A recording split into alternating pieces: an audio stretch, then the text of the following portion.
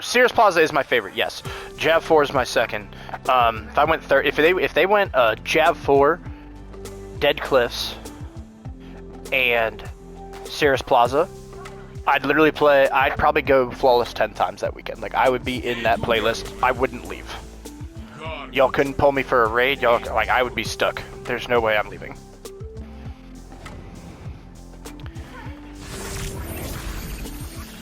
Would have to shake the foundation of gravity itself to remove me from Saint's asshole. How's it going, everybody? It's been a little while, but I am back right before the new Trials update that we have coming out. Out with the old, in with the new.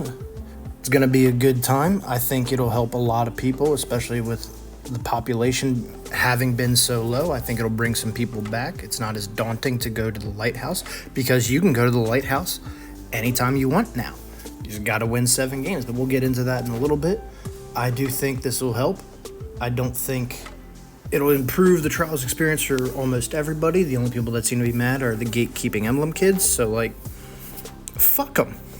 First and foremost, let's talk about what the old system had. So for starters, I do want to say I thought Bungie was on the right track with how they were going about getting more people to the lighthouse, getting more people into the playlist with Extra Mercy, Passage of Persistence, which I thought was an amazing change.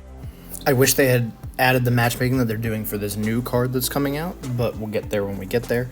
It is what it is. I thought Passage of Persistence was a great change. It helped everyone be able to get an adept weapon for something that isn't very forgiving if you struggle, but the only way to get better at this game is one, either to get better, or two, just to get the weapons. And especially for new players or people that haven't played a lot, if you don't have the weapons, you're at a severe disadvantage. So I don't think we should ever gatekeep those from people. I mean, I got clan members that have done a master raid and got Fatebringer Time Lost at the same time I have, and they play this game maybe once a weekend, but it is what it is. This game revolves around guns. You need good guns to be good. It's just how it is. So I don't understand the gatekeep behind that, but it is what it is. I thought it was a great change when they did Passive Persistence.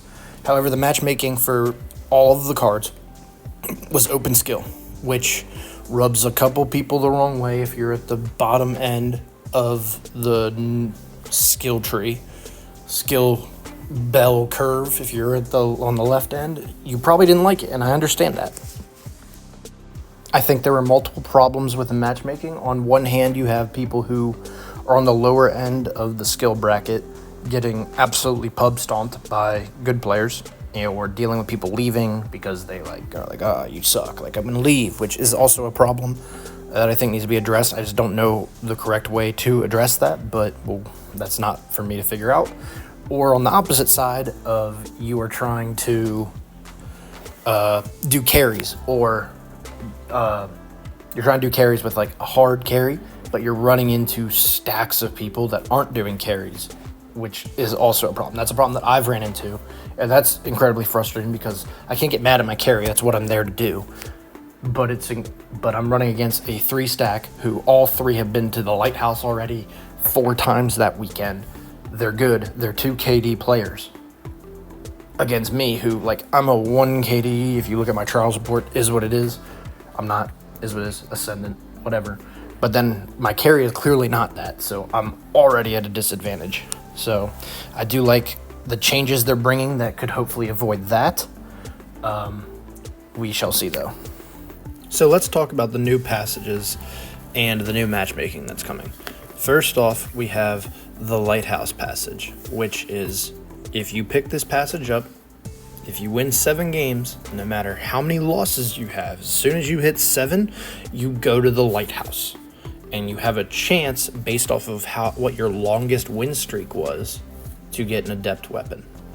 I think this is a great change. It sends people to the Lighthouse to get to experience it where they might not have before.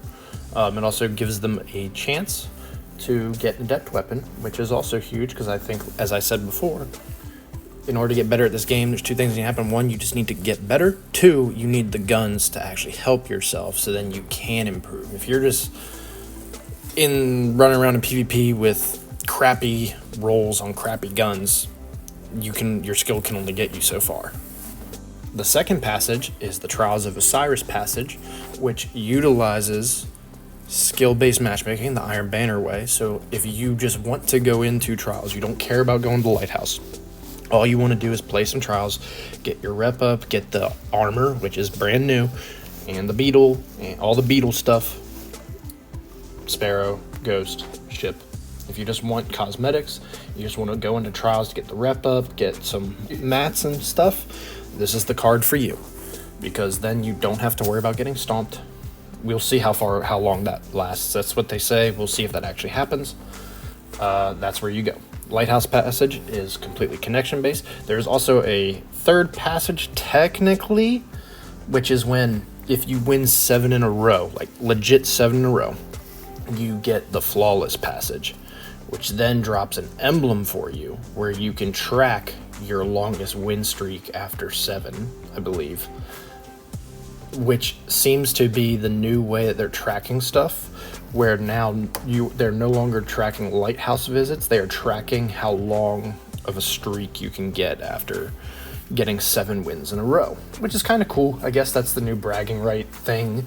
There's a couple stuff that can drop exclusively from there. I believe it's an emblem and something else. I'm not entirely sure. I'd have to look at that again.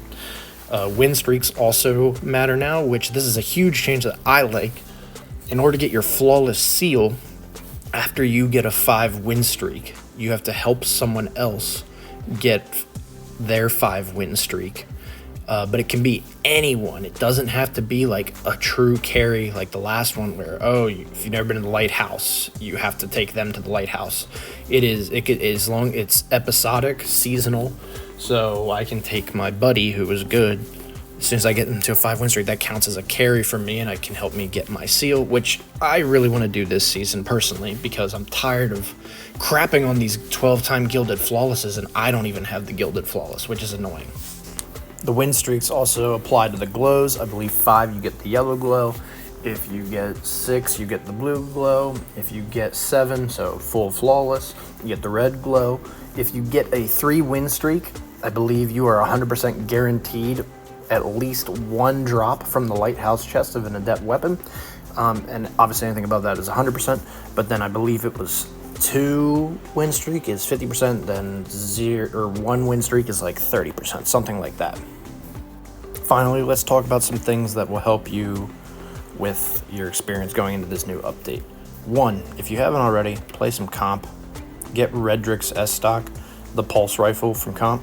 It's unreal. It's so good, especially now that RDMs and Last Word DMT got nuked. This gun is going to probably wreck this weekend, if I had to guess.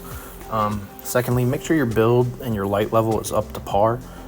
You won't go into a GM or a dungeon with a crappy PvP build, so you shouldn't go into PvP with a crappy PvE build. So make sure everything's up to level. Make sure you check what has been nuked, what hasn't been nuked, what is buffed, and then I'll see you in the Crucible. GG's, good luck guys, let's have some fun.